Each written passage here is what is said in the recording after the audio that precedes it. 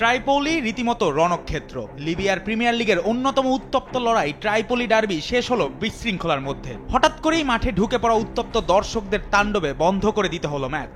আহত হয়েছেন রেফারি, পুরে ছাই হয়ে গেছে একটি টিম বাস।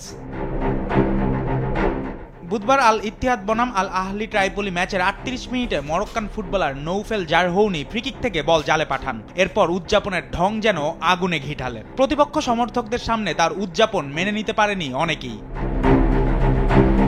মাত্র ১ মিনিট পর ৩৯তম মিনিটে হুড়মুড় করে মাঠে ঢুকে পড়েন শতাধিক দর্শক। শুরু হয় ধাওয়া পাল্টা ধাওয়া, চলে মারামারি। আল ইত্তিহাদের খেলোয়াড় ও কোচিং স্টাফ প্রাণে বাঁচতে দৌড়ে যান ড্রেসিং রুমে। আহত হন Portuguese referee Fabio Jose Costa. ঘটনা এখানেই থামেনি।